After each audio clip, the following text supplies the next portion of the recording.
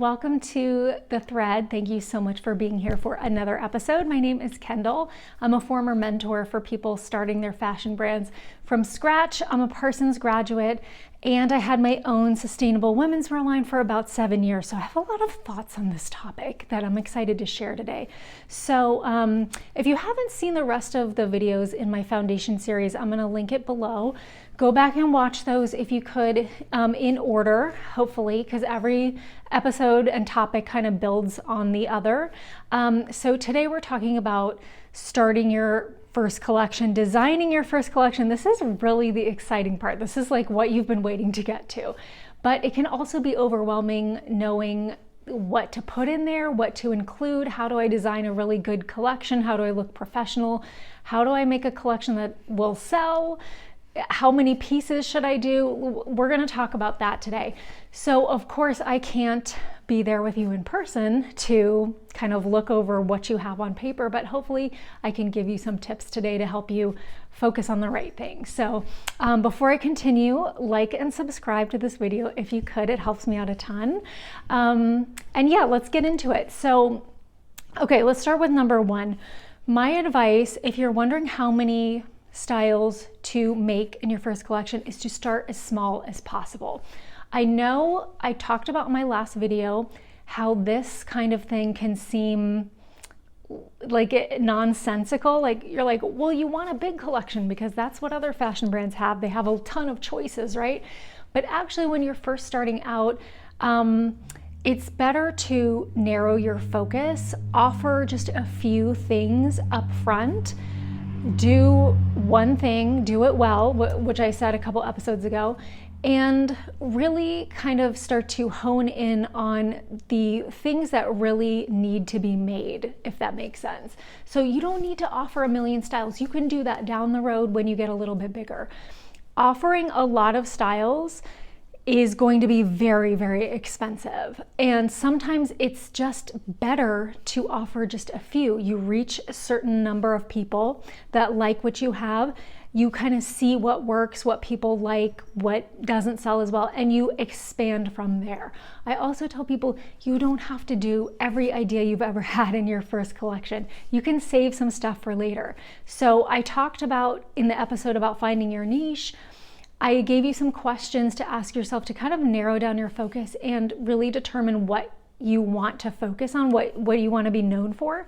So I would recommend going back to that if you haven't watched it, like I said. But my advice is to really start with like 3, 4, or 5 pieces, styles. I wouldn't do more than that because it's really expensive. And I do have an episode about how much it costs to start a fashion brand, where I talk a little bit about, how expensive it gets to develop styles. I would say every style that you develop, it's really hard to give you an exact number of how expensive it's going to be. But for me, I either did the patterns myself or I used a pattern maker who was like a freelance person.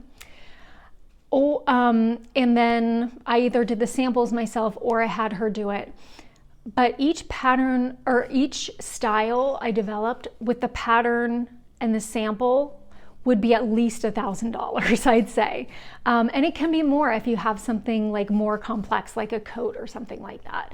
So just keep in mind, if you're aiming to do like 20 styles, this is gonna be insane. And then you add on the production of every single style.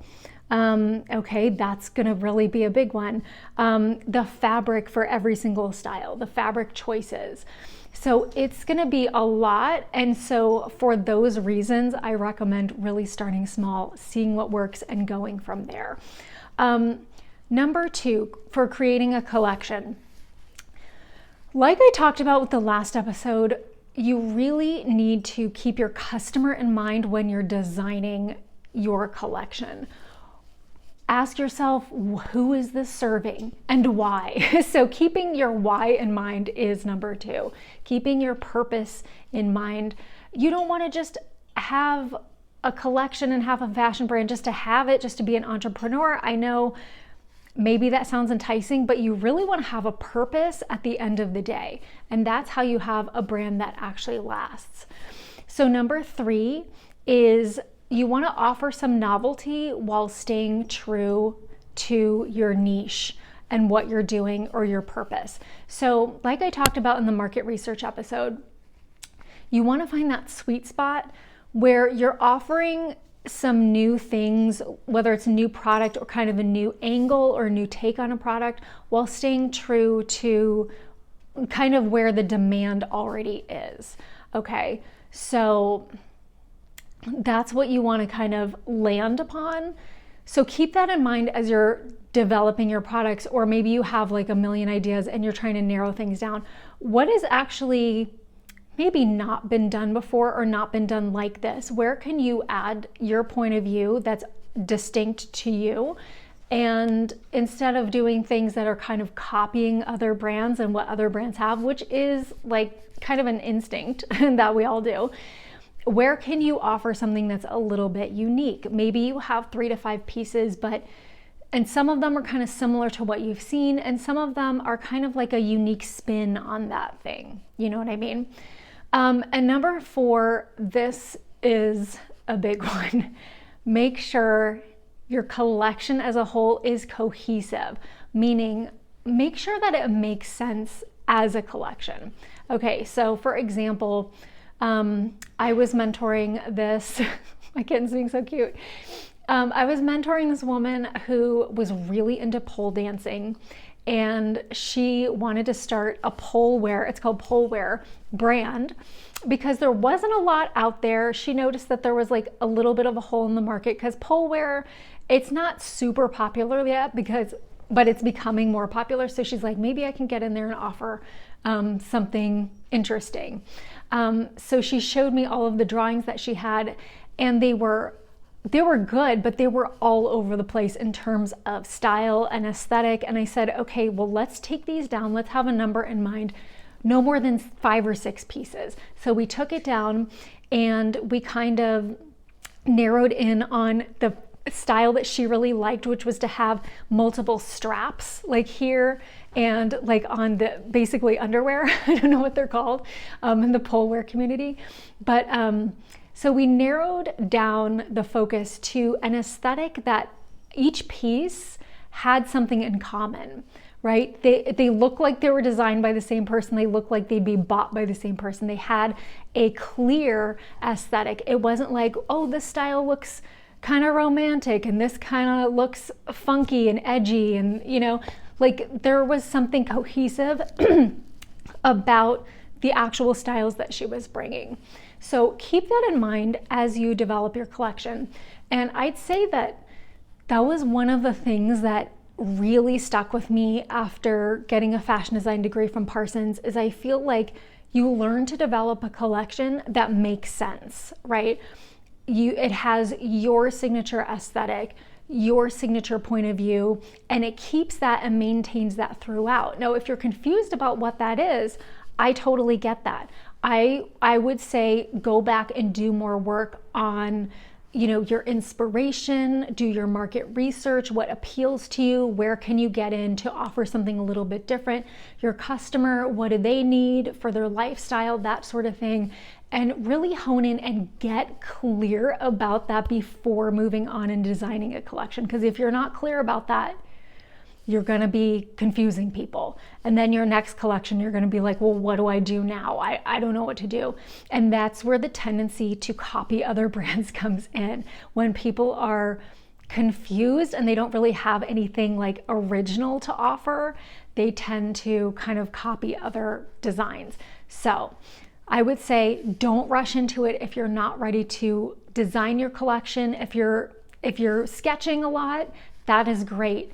If you're not ready to narrow it down yet and go to like a pattern maker, take your time. Like you're not on anybody's timeline but yourself. And then number 5 is that keep in mind that a good collection tells a story. This is kind of what I was saying. Like it's not just cohesive in terms of colors that work together, design elements like the straps that I talked about, or fabric types. It's not cohesive just in terms of that, but it also evokes a feeling, basically. That's what a really solid, good collection does. And that's really kind of the difference between like an amateur and a professional is that a professional will develop a collection that makes you feel something. It's all cohesive. It makes sense. It works for this target customer.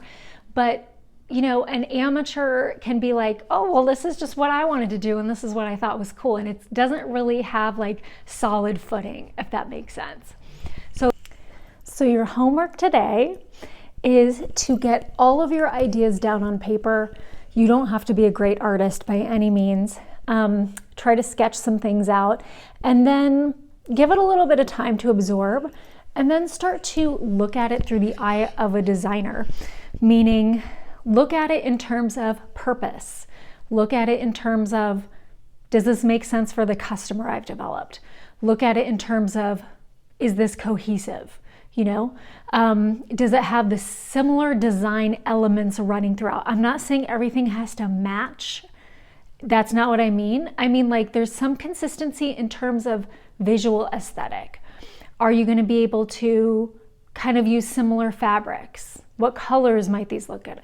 Start to get all of this down and then start to narrow things down. See if you can pick 3, 4, 5, maybe 6 pieces depending on your budget, and go back and figure out and ask yourself if these really align with your original goal, who you're trying to serve, and you know, what problem, quote unquote, you're trying to solve.